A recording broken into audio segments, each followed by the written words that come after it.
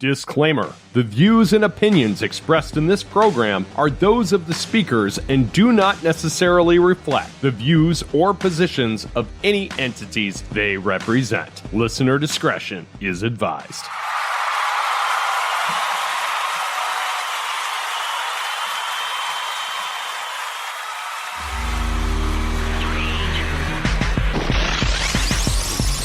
In the late 90s and early 2000s, nothing captured the pop culture zeitgeist quite like Dell Computer's ad campaign with the catchphrase, "Dude, you're getting a Dell." From appearances on Saturday Night Live to episodes of David Letterman and Jay Leno, Ben Curtis's character of Steven was absolutely everywhere. A Renaissance man in his own right these days, actor Ben Curtis is a champion of men's mental health with two podcasts, Dude, You're Getting Well and Wake Up Wednesdays. He is also an accomplished musician in a band he shares with his wife called Dirty May.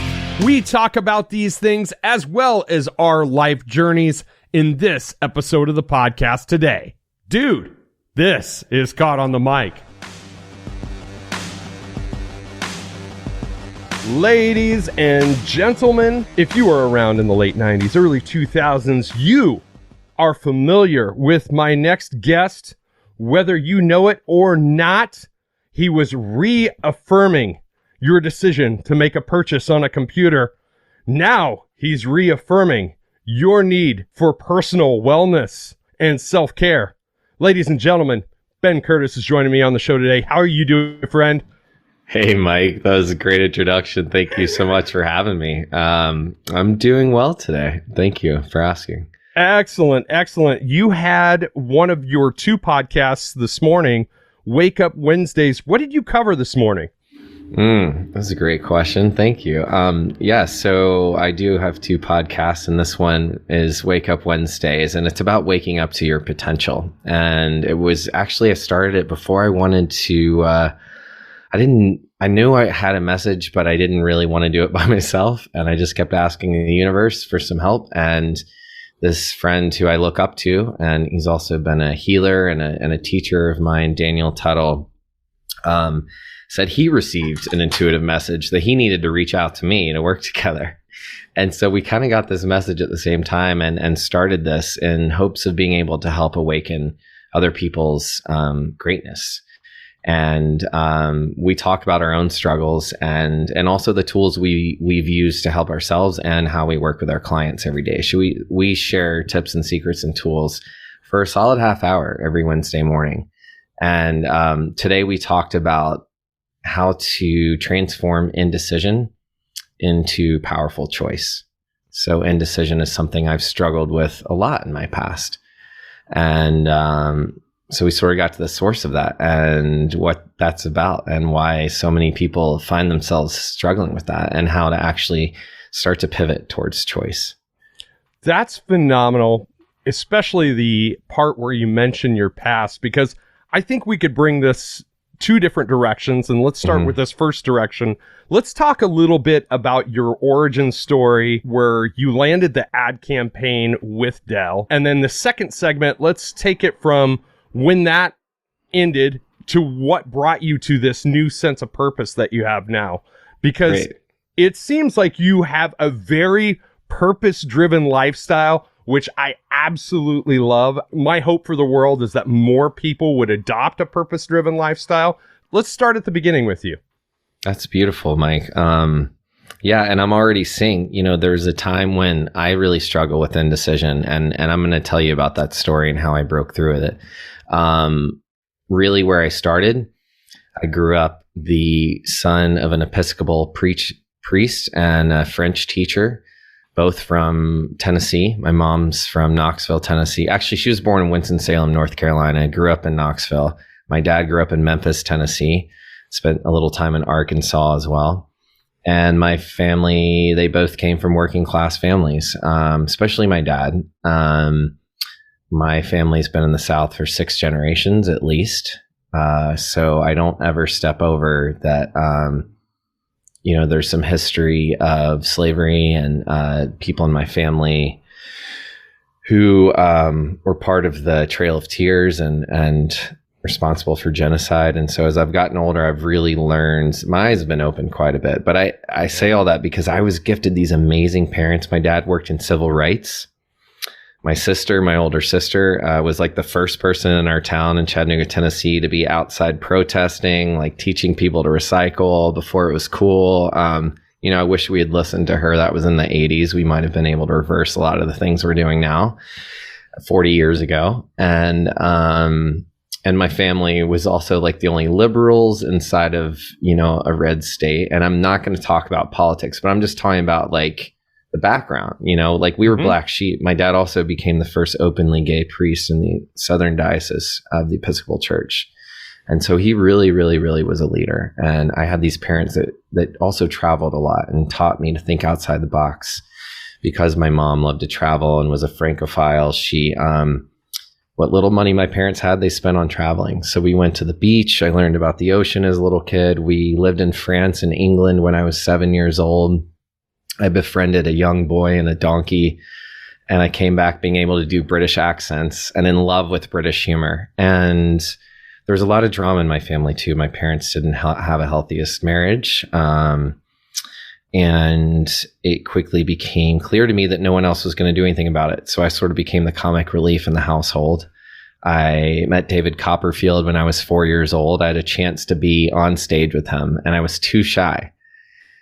And I suffered from that the rest of my life. I remember watching the other kid to this day, like at the age of 4. This is a perfectly imprinted memory of watching the other kid who I could have been. But I got a magic kit that year and I started performing, and I saw when I performed, like my family didn't argue and I could like bring some levity to things, and humor was healing, and that I needed it. I was a pretty depressed kid. I realized we had generations of mental illness and depression in my family, also generations of suicide, and stuff that hadn't gone healed. My immediate family was also the first people in my entire huge Southern family to get therapy. So my parents really, really were trailblazers for self-care and of service. My mom retired from teaching and became a worker with refugees we have a Bosnian and Liberian population in Chattanooga, thanks to her. My father worked he volunteered in Haiti for years off and on to help people, and worked for the School for the Blind and Deaf, brought back Haitian art that he bought from street people and sold it. So I had this really enriched environment. And I was in the South where I saw so much racism and so much poverty and so much discrepancy. Like we lived up on the hill and all the poor black people were at the bottom of the hill. And that really pissed me off. And I had parents who were teachers, and they taught me that crying was okay, even though no girl wanted to date me for a long time for being so sensitive. My dad taught me that bullies are people who are more pain than you'll ever know. They beat themselves up worse, because my dad was bullied a lot. So all of this led to me kind of being awakened, wanting to be a performer, seeing my dad on stage, like moving people, and also like needing to survive, in the world. We all do things to adopt, and performing was something I was great at. I became really good at being a chameleon in all situations and charismatic and fun. And that's kind of what, I got into acting school on an acting scholarship at NYU when no one would go to New York. That was like, you don't go up there, with the Yankees. The people, not the baseball team, like hanging out with them Yankees up there, and but I was down to follow my dream. Like I really wanted to be an actor. I was a soccer player, and there was a point where we talked about that indecisiveness. I had to choose basically between like soccer and musical theater, and that is like, talk about a blow to the ego. I also was a cheerleader and head of the Magic Club in high school. So there was a lot of like not cool points on my record. But you know what? When I look back, I'm like, damn, that boy had some courage. Like I did what I loved, no matter what people thought about me. I befriended the gay kid at school, despite all the hazing and homophobia. I mean, I went to an all boys school. God knows how many boys were actually dealing with repressed sexuality. So the blessing is getting out of that environment. I moved to New York, and there's no answers there, but I lived amongst diversity, and I got into the school of my dreams. When my parents couldn't afford it, I got an acting scholarship, and my mom did not want me to go, and my dad didn't know how to tell me we couldn't afford it. So I felt like some angels stepped in, because I really wanted to go to New York. my parents said, you can't go to LA, but you can go to New York. I was already, I had bands in high school. I was doing theater. I had a magic business. I produced a full-scale illusion show with music and magic and theater, all original, all created for me. I had some of my like favorite people and teachers perform with me, and I produced it in this theater for my senior year. My senior talk was about doing what I loved and about magic. And I'm sure like everyone thought I was, who knows, but I definitely did not like, right. I don't know. It wasn't super cool. But you know, New York was an incredible playground for me to practice self-expression. I think it's really important for us to have safe spaces to do so. And there's so few in the world today, even on social media. Right. So I really did. Like, I got into rap. I started writing spoken word because I was exposed to it, and I saw I had a voice. I got in heavier rock and roll. I started working with all these bands. I played at CBGB's before it closed. And I felt like I knew how, like I had some business knowledge I noticed that a lot of other artists didn't have. And I was able to kind of work it with bands in school. And I thought it would take years to land an acting job or get an agent. So I spent a whole summer my sophomore year just staying in New York, just hustling, living with my best friend in an apartment.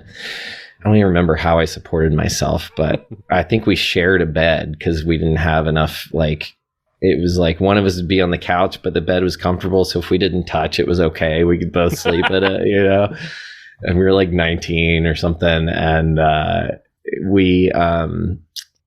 got an agent that summer. I couldn't believe it. It was like old school. Like I walked in the office and there's the old lady with the big glasses, and she's like, "Can I help you? We don't take resumes," you know. Somehow I got in.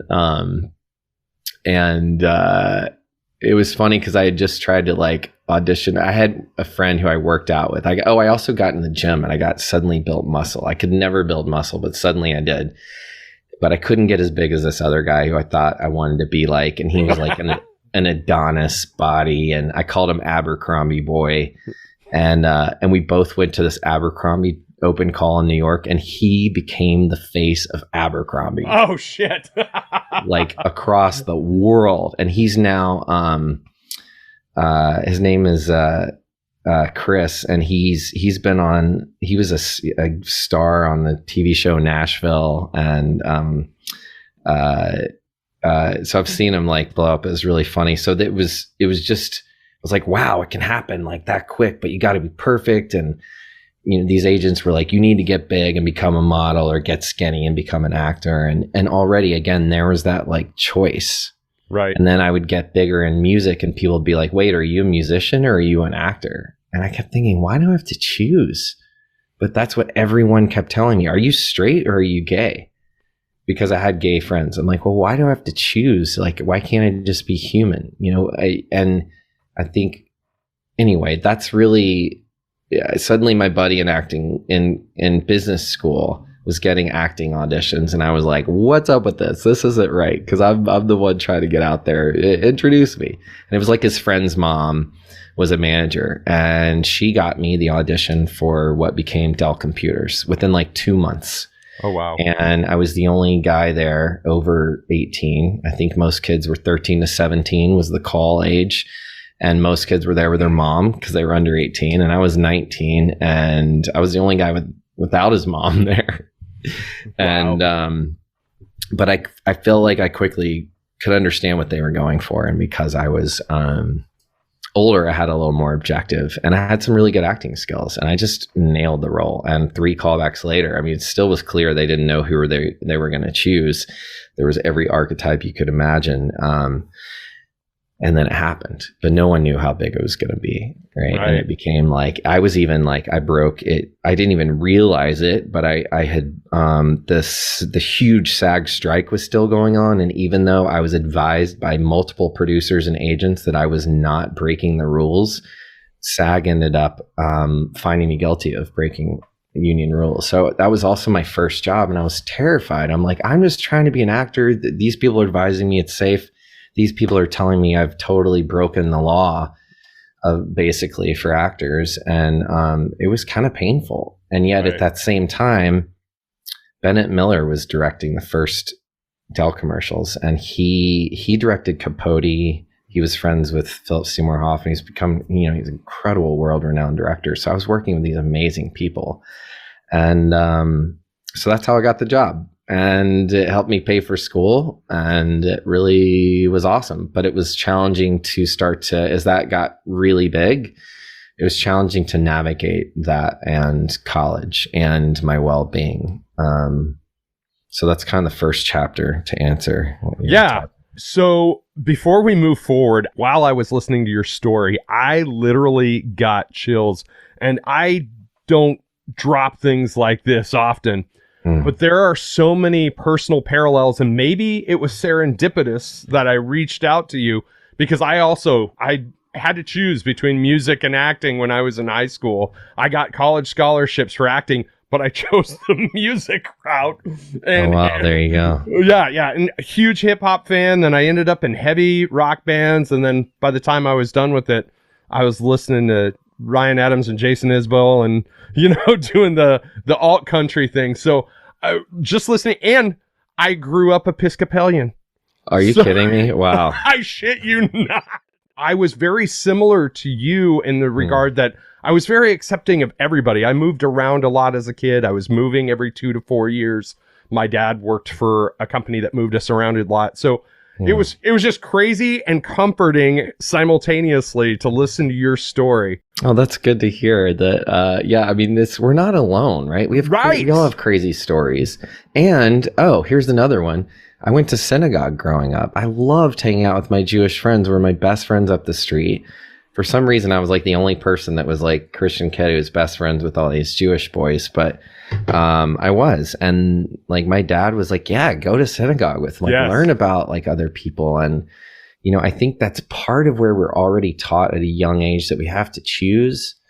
Right. And little kids are like, what? Who cares what they look like? I just want to play with them. And their parents are like, no, not over there. Don't touch that kid. They're bad. Or, and we get taught like we have to choose. And there's actually these beautiful, I dated, it became a little more challenging when I was in a relationship with a woman who wanted to convert to Judaism and raise our future children that we hadn't had yet.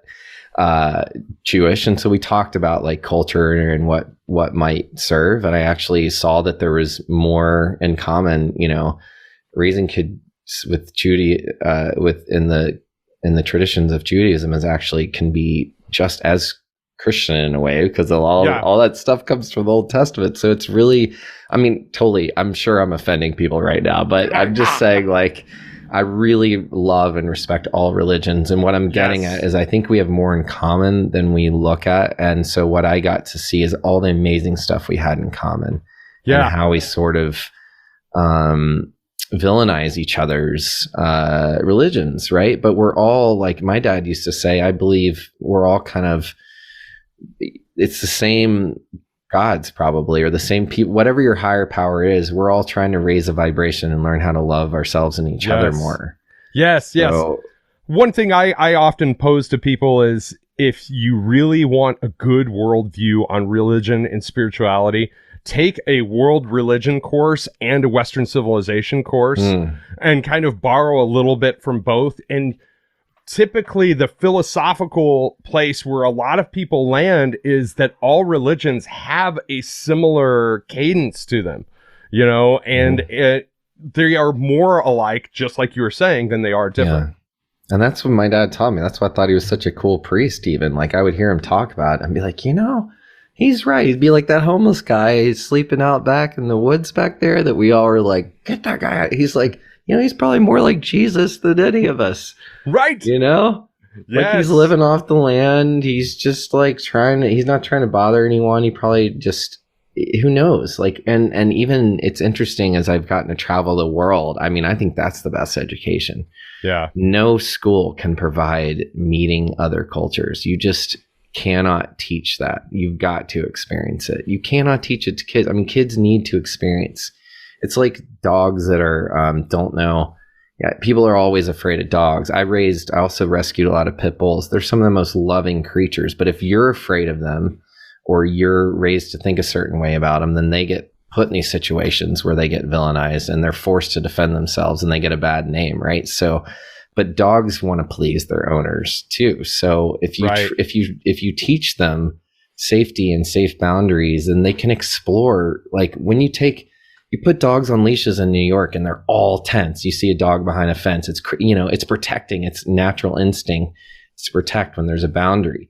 But when you let them loose, like at a dog park, or there's this place, Dog Beach in San Diego. It's like my favorite place in the country because these dogs are just free. And by the ocean, you don't see a single fight. Right. So it's like if we could just allow ourselves to interact a little more and learn from each other, I think we could grow so much from that. And so traveling just taught me at a young age just about other people, and that, we're all going through it. None of us are different. We all want to learn from each other. So I think that's a gift I've been given too, that it's about perspective and choice. Yeah. And we really can, when it comes down to it, we get to be our own creators. We get to be choosers of our own destiny today. I get to be in a band and have a coaching business and a podcast and raise a family and all the other things I do because I choose to. And I ask how to make it work. I don't do it alone. I ask for a lot of help. Right. And it's been a journey. But I think we also need to go through our journeys to learn our lessons. Yeah, absolutely. And that's a fantastic point and a good way to kind of take it into the next chapter. The dude you're getting a Dell becomes a part of the zeitgeist of our world, realistically. Yeah. Pop culture. Pop culture. Yeah, totally. You're on Letterman, you're on Leno, you're all over the place. And then that kind of comes to an end. Is that where this next chapter begins, or is this kind of the middle chapter of the story?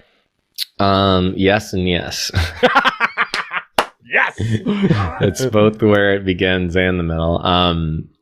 No, it definitely is.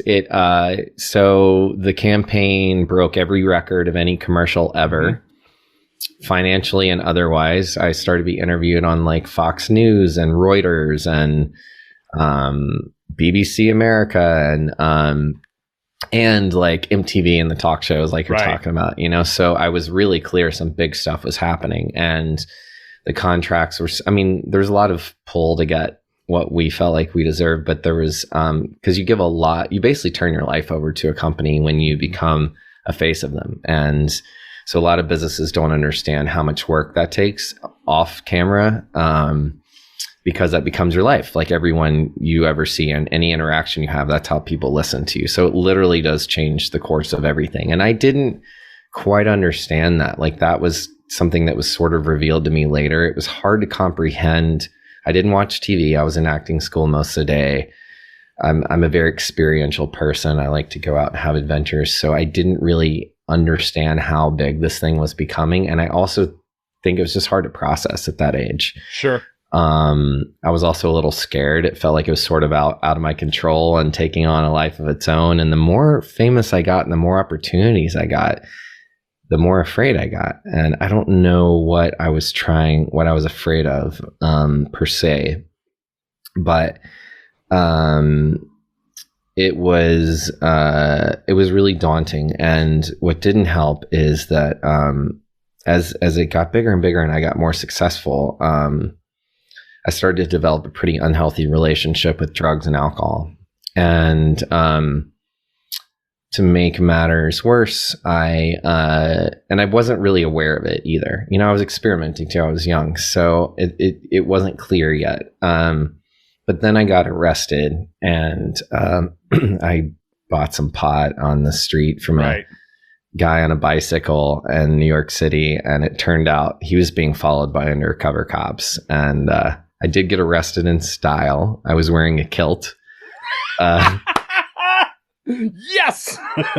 My best friend and I had our Scottish girlfriends visiting, and it was his birthday. And so we decided to wear a kilt. It's like proper Scottish style, which means no underwear.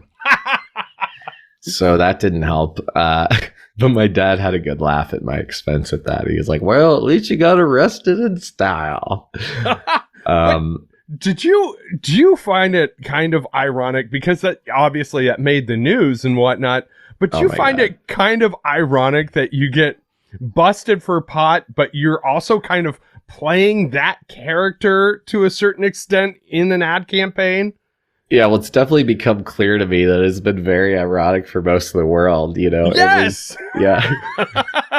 I mean, I was wearing a hip necklace. Right! I mean, people called me Stoner Steve, but the company was really clear that this character was not a stoner. He was quirky. And to be fair, I was not trying to play a stoner. I think it was the dude thing and this sort of Cali vibe, and that I was from Tennessee, so I still spoke slower, and I was playing this really quirky, kooky kid. So it was weird to me that like people developed fetishes for me, and my character got for the character, right?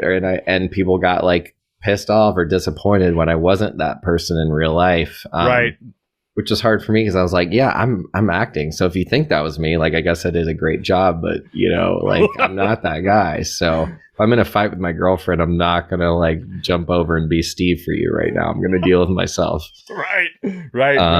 So that became kind of challenging, juggling interpersonal relationships on the streets of New York City. When you're in a commercial, it's a little different because you're kind of more a pop icon than like an artist per se.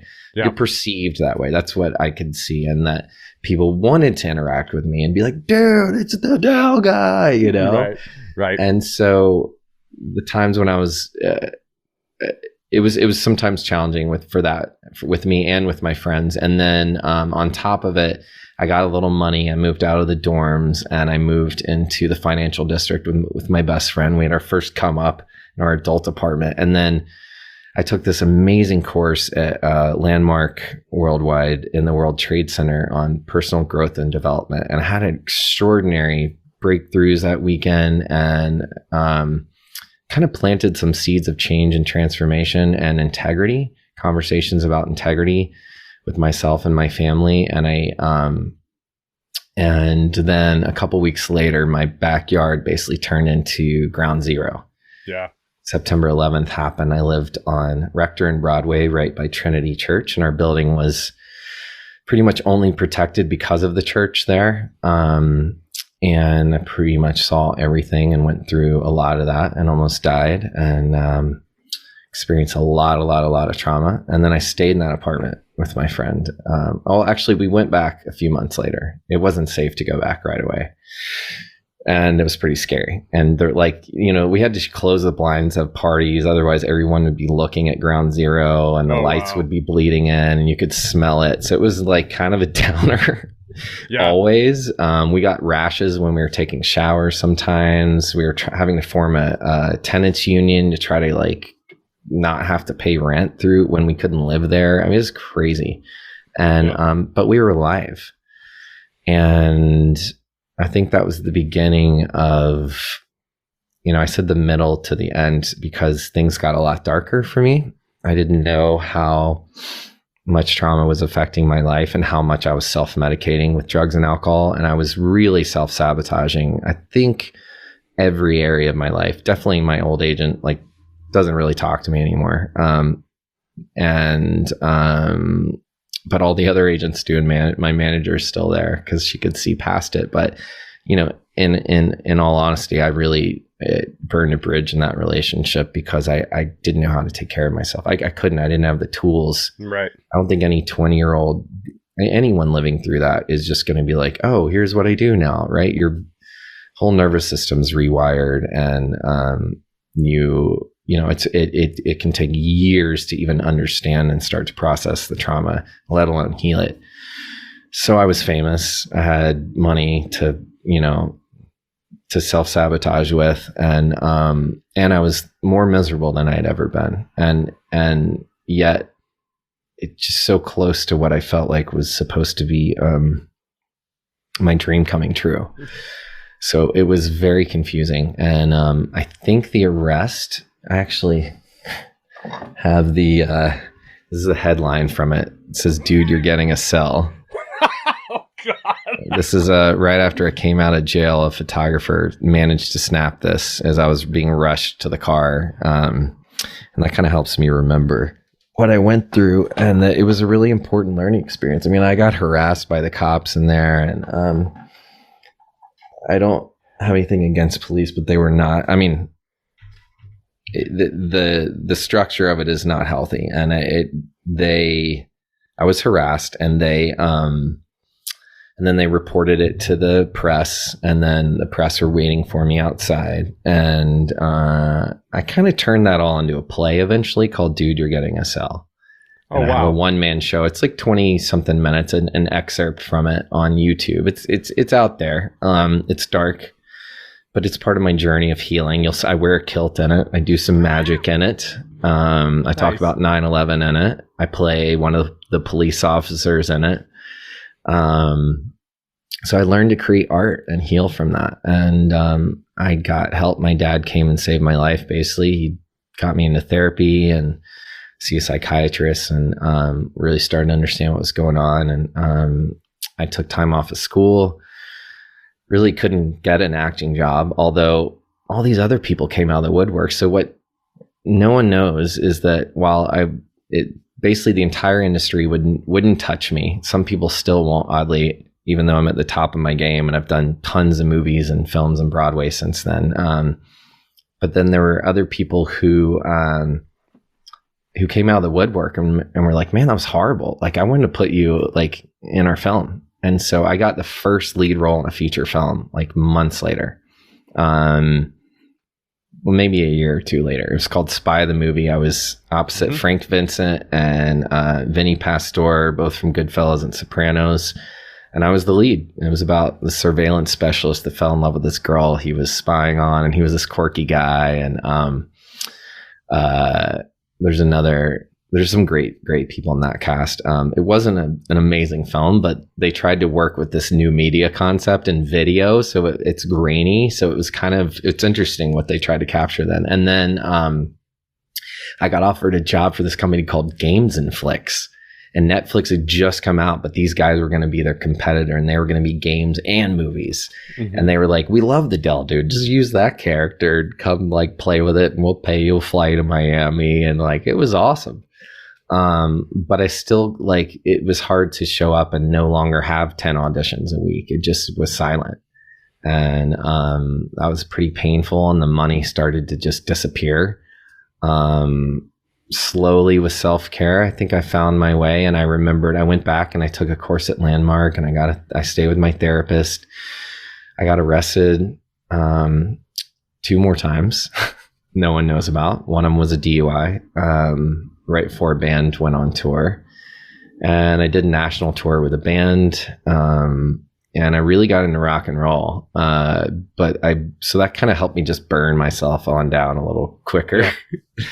And I hit my bottom. And I think it was like when I finally got fired from a bartending job for being too drunk. And that was like a job where we were allowed to drink. Oh, wow. Yeah. And I had a lead role in a show at that time, a play, and with a lot of younger people. So it was really intense to walk in having been fired from a job with people like half my age in this performance. And I just had my tail between my legs, and I just felt like I couldn't keep a job. I just was self-destruction, and I didn't know how to stop. And I somehow graduated college that year. I went back and finished my senior year at age 30. And then I don't know what it was. I think I asked one of the people I was bartending with about this AA meeting they had gone to, because I know they still smoked pot. So I was like, maybe I can still smoke pot and go to AA, you know?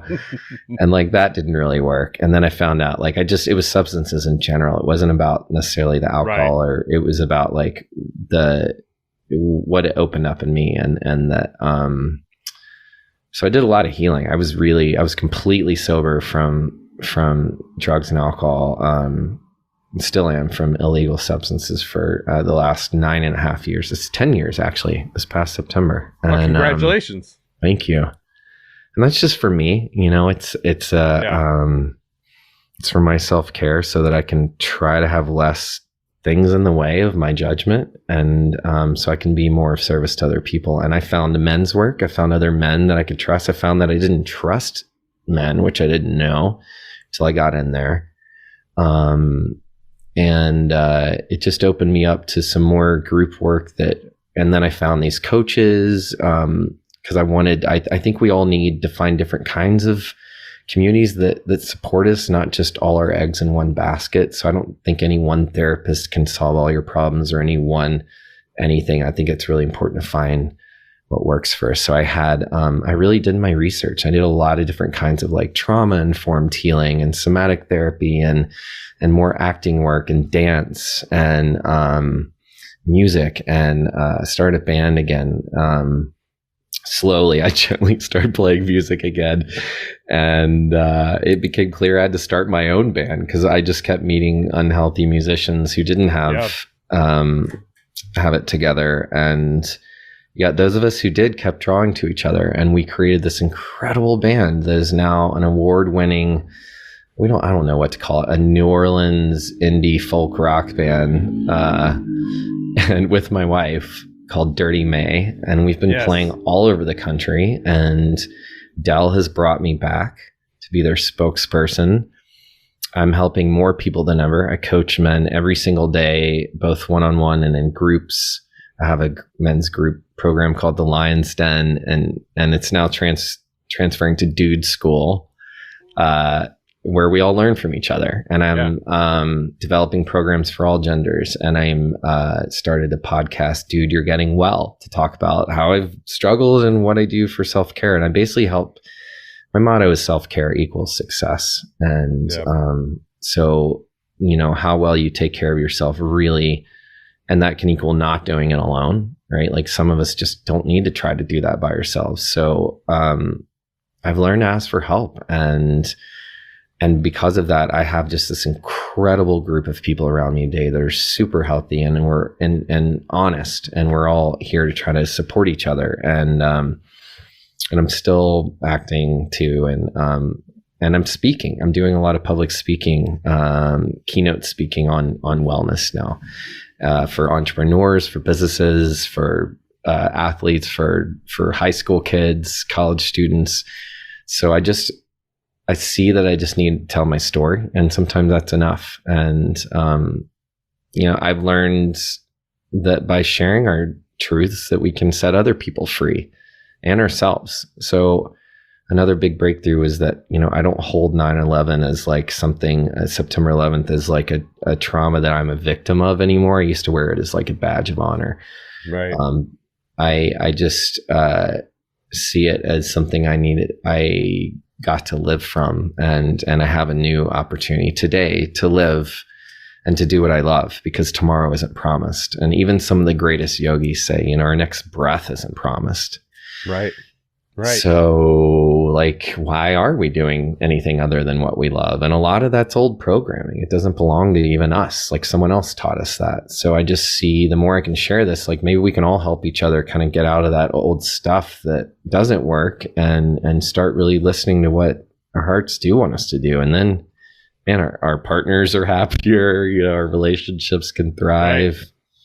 Right. We can you have less resentments. I think that's a big part of it. And I had a lot of amends to make too. I've needed to do a lot of reparations to kind of build a new foundation, right? You can't build a house on top of sand. So it's quicksand, I should say. Right. But you can on top of, you lay it down one by one, and suddenly you can create anything on top of that. And if you don't like it, you just take it off and build it again. Yes. Tweak, test, polish. Yes. And the thing about men's mental health is really the transparency about it is almost a new thing. Mm-hmm. So when you talk about self-care and the different modalities of self-care, what are some of the things that you do every day to take care of yourself? The most simplistic things. This is a great question. Hydrate. So every day. Okay, here's what I do every day, no matter what now, for my self-care. I pretty much, I get up at the same time every morning, except on the weekends. I have days where I let myself sleep in. I've trained my body to be able to do that.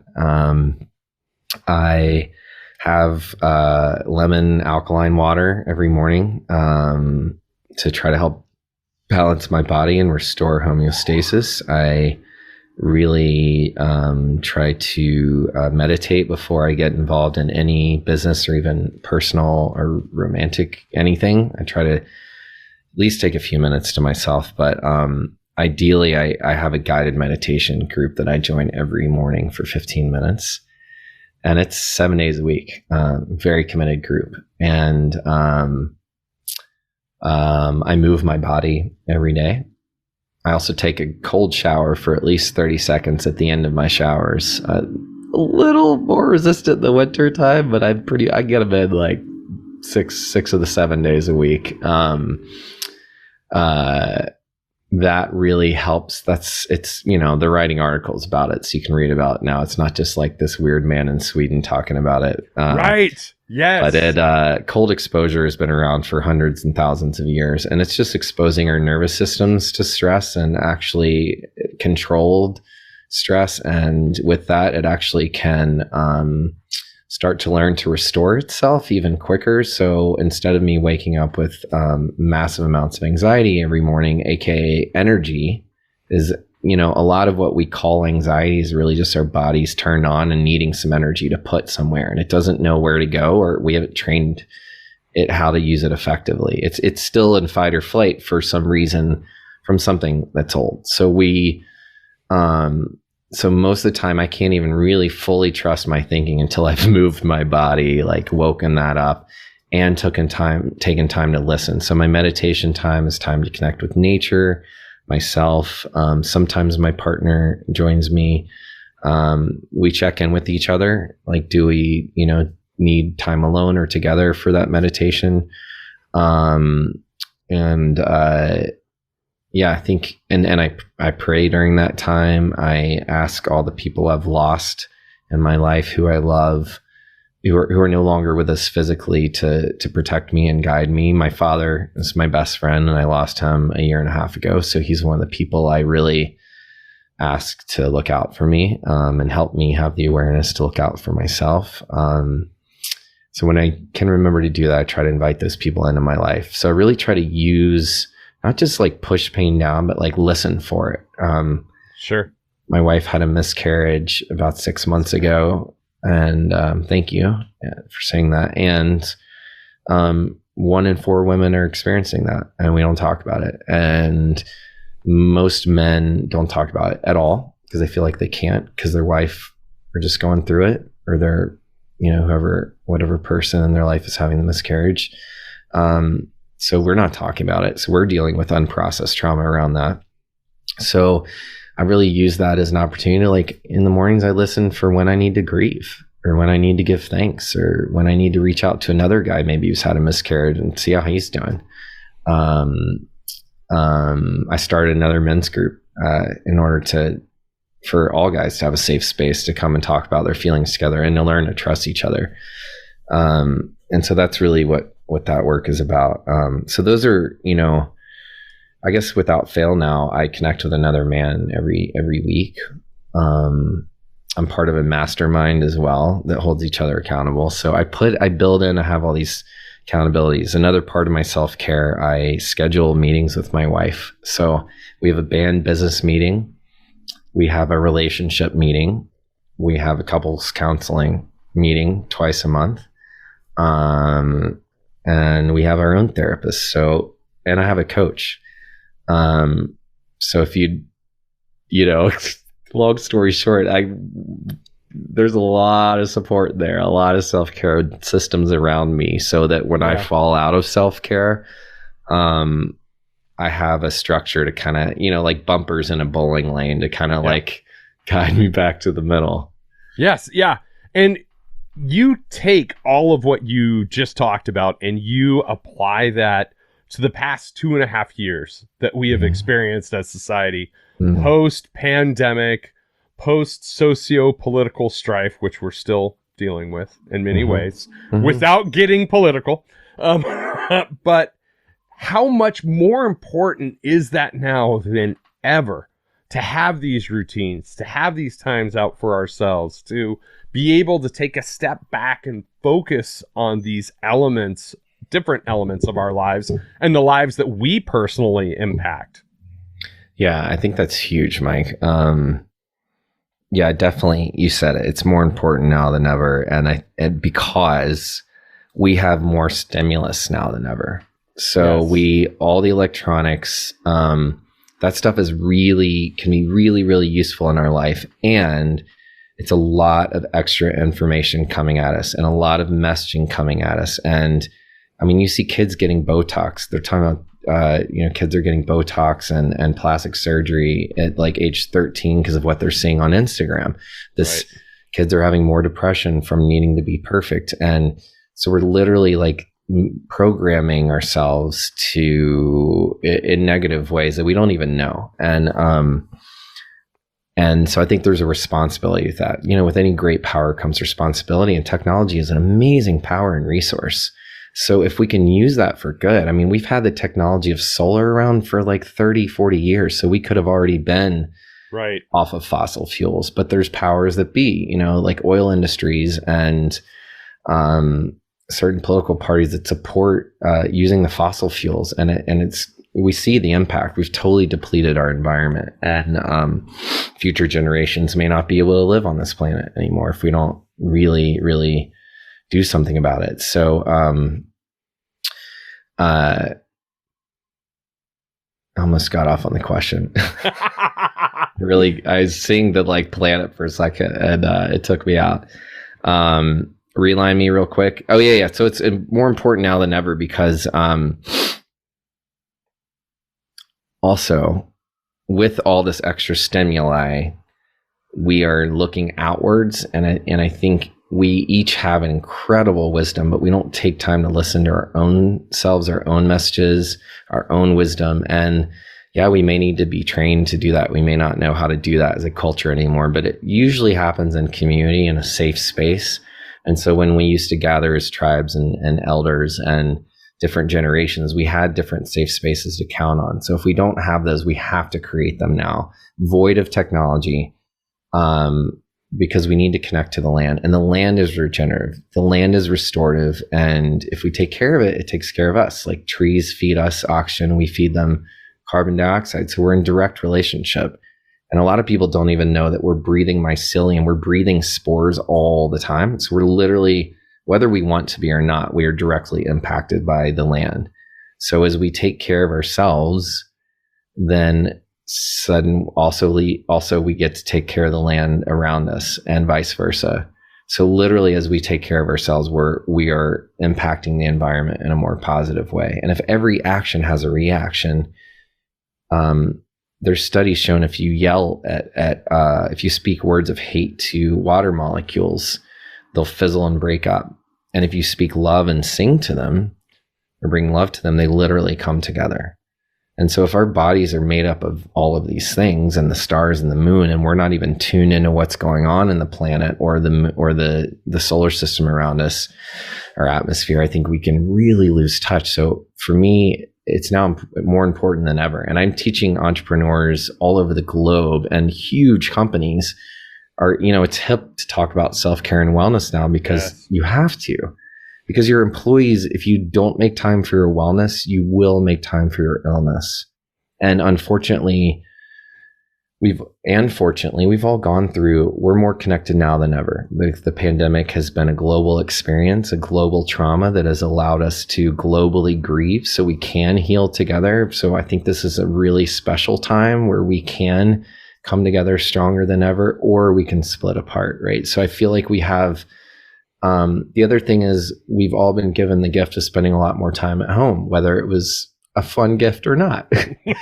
Right. And with that gift came access to our technology at all times of the day.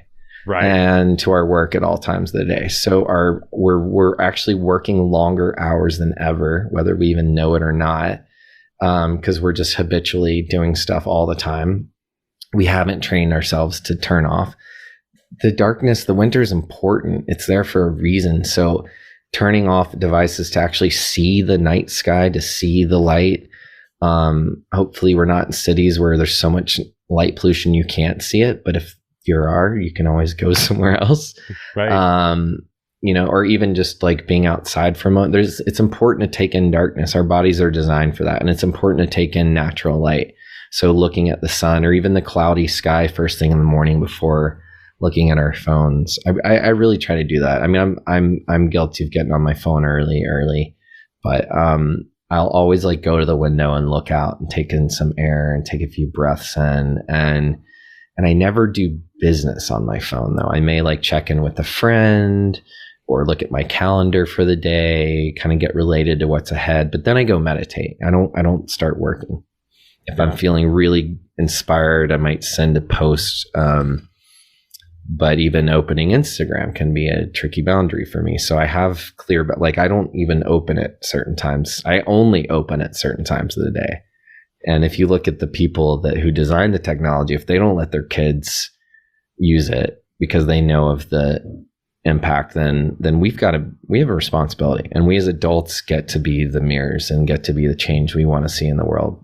Kids already are, but then they get mirrored by us. So we have a responsibility, to take care of ourselves, to teach our kids that self-care is beautiful and important. And that's a form of selfishness that has been lost in our culture because if we're self-caring, it's like trying to look perfect. We have to video it while we do it. And right. That requires facial reconstruction or something like, to really get into what's beautiful about each of our bodies and even the most painful parts, like what is it here to teach us? Because we have, I believe that we're going to keep going to the next place, hopefully. But like, what can we learn? What are we here for in this lifetime? What can we learn about this? And I have a friend that always says, what's right about this that I'm not getting? Or how could this turn out better than I ever imagined? And so I also believe part of my self-care is looking for possibility, not because I can beat myself up just as bad as the next guy. Shame is very accessible for me and familiar. So also choosing, people think I'm just like the most positive person ever. And I am, because I choose to see that way. I've really, really, really I've worked that muscle. I've gone to the gym of positivity, and it's not just like, it's not toxic positivity. It's not like everything's going to be okay. It's not always. But if we ask for help, if we take care of ourselves, then we'll be taken care of. And so I just don't believe that we have to do anything alone or that we're designed to. So I'm all about asking for help, and that's how I have a band that really works, and that's how I I compartmentalize things and I develop healthy boundaries around them. And when I mess up, like I had a messy moment with my wife today where I didn't honor a boundary in a way that I would have liked to have. And so I've got like stuff to clean up there. Like I'm not perfect. I'm still, but I do have the awareness today. And even that allows a moment to create some acceptance and then some action. Like what can we choose newly? So I really want to just encourage people to like, whatever you're dealing with today, consider that it's a choice. And what else could you choose that might be lighter, or what might be right about the situation that you're not getting? I even more success and fame or whatever you get, you still think you see someone else above you, and you see the people going to the gym and they're like, well, I'm not as big as that guy. And they're always trying to get bigger. So at some point you've got to stop and say like, I'm enough.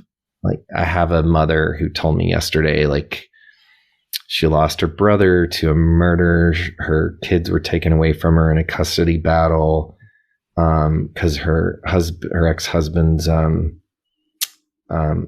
basically a sociopath, and she's really suffering. And she said, I haven't seen my 11-year-old in 2 years.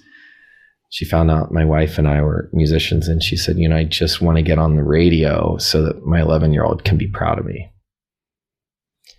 And it just broke my heart. And I know me saying it wasn't going to make a difference. And I said it and it didn't make a difference. It was almost like I didn't even say anything, but I said, consider that you've done plenty. You brought that child in the world. Like that really takes something. You're 11-year-old. If you're still showing up for life, you're taking care of yourself and her, she's proud of you. You don't have to be on the radio that's really putting a lot of pressure on yourself. I mean, it's a great goal to aim for, but not to like need to be okay. Right. So at some point we've got to practice telling ourselves like we're doing great and be proud of the work we've done, and be proud of who we are, and start to get curious about the gifts we have that are untapped and how we can help support each other's gifts.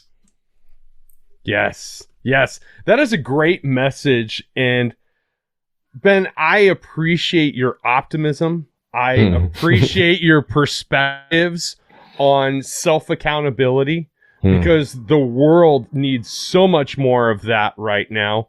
Why don't you tell my listeners where they can find you online? Thank you. So you can find me online at bencurtis.co is my website. You can sign up for free meditations from me, join on my mailing list, get like exclusive offers to my programs. I mean, I'm going to be launching Dude School January 1st, and it's going to be unbelievable. I've got guest speakers coming in there. There'll be some incredible work. I'm doing a summit for Michael Unbroken, this awesome guy out there doing a Think Unbroken summit about trauma-informed work. And then, at Ben Curtis Official is my Instagram handle. So you can find me on there. That's an easy way to send me a message. And there's a link in there. You can book a call with me. You can find out more about my programs in there. You can listen to my band on there. We have a new album coming out in the new year also. Yes. And a tour also, right? Yeah, we've kind of just wrapped up one. We just got back 2 days ago from an incredible festival in North Carolina, the Shikori Hills Grassroots Festival that we did. The headliners were Donna the Buffalo and Haley Jane, and there's another big Eric Krasno trio from the funk band Lettuce. Is really, really cool people. So we've been really grateful we're just meeting so many great musicians, and they're all like, none of us have it figured out, half of them are parents trying to figure out how to be, just get by, and we're all just trying to do what we love. But what was inspiring about, being on tour and stuff is like, be like, wow, how do you do that? And it's, I said to my wife, like, I think I'm really doing what I love now. Like, I'm really happy. Yes. And it's just because we've given ourselves permission to. Everyone in our family thinks we're extreme and crazy, but we're doing what we love. So I figure it out, and I ask for help. So if you're still like, if you have a light or a purpose or something that, Mike, you never pursued acting and you chose music instead, like, dude, it's never too late. There's people who are, you can just audition for the play down the road, and it may bring you so much joy, or take an acting class again. Even if you're the old fart in the room, like I hit it off with my teachers because they were my same age. You just like, we need to be around other generations too. We're too busy trying to like find the elite people to get up to, but we need to like mix around. And that's why I used to love about New York City is we're being on a subway car, just like throwing everyone a snow globe, just kind of shaking it around. Right. Yeah. I miss that seeing so many different kinds of people every day, but I travel more than ever now so that I can do that. And also in the new year, I would love to tell people about this Balanced Guitar. It's the 10th anniversary. It's a retreat I do in Costa Rica. You get to study yoga and meditation with me every morning with my dear friend Richard Miller, who's taught ear training at Columbia University. He's a world-renowned musician. We have another amazing dude, and he's a surf instructor. And this other incredible guy is good friend Freddie Bryant, who's a world-renowned guitarist and instructor at Berklee School of Music, and he's a Tai Chi master. Oh, wow. And so we put all the things we love together. And so it's basically like a just amazing time, like in the jungles of Costa Rica, right in the ocean, in warm water in the middle of January. It's like 80 degrees every day. And we just work on self-care and fun. Like, you can learn, if you've never touched a guitar or you're a professional guitarist, you will go to the next level. You can learn your favorite song, even if you don't play. And if you are, and you can be backed by pros at the end of the week. And if you are a pro, you have other pros that will literally take you to the next level, or you can just come hang out and listen to music. So I really want to invite people. I don't share this publicly and openly that much, but that's also my website, or balancedguitar.com. So that's a really special, like, niche VIP retreat with myself and some awesome musicians, and a lot of people who have like day jobs. And like, we had a lawyer come this year, and he was just like ecstatic, like he got to be a rock star for a week. We have a lot of fun, and that's in the middle of January. So for anyone that is looking for an adventure and a holiday present to themselves, I would encourage you to check it out. It's really cool. So yeah, I have a lot of programs coming up, and I would love for you all to just come see what moves you. And if you're not sure, just book a call with me and we'll talk about it. I'll see how I can support you as a coach or send you to the right person. I'm all about people finding their tribe. So, and Mike, I want to say you're just an exceptional listener. I've heard myself just like tell these long stories, and I really hope they'll help people. But I want to say it's in your listening that I've felt moved to share so much. So thank you. You have a really generous ear. Thank you. No, honestly, there is so much that we have similar parallels on. I am privileged to get to know you, and I hope we can run into each other in the real world sometime. Yeah, man. Well, I'd love to talk more and get to know about you too. So, yeah, stay in touch. And for everyone listening, I'm really grateful for anyone who's with us here, and keep listening to Mike. And if you're ready for some self-care and up-leveling, come check me out. Thank you very much, Ben. The world's a better place with you in it, my friend. Hey, man, feelings mutual. Thank you. It's a pleasure to be in this world. That was a fun conversation. Make sure you give Ben a follow on all forms of social media. Check out his podcast every Wednesday morning, Wake Up Wednesdays, and listen to his podcast, Dude, You're Getting Well, on all podcasting platforms. While you're feeling generous with those follows, make sure you follow Caught on the Mic on all forms of social media, on Instagram, on Twitter, on TikTok, and Facebook. And hit me up at www.caughtonthemic.com.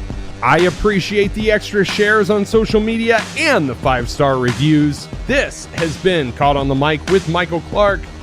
I'm Michael Clark. Until next time, thank you.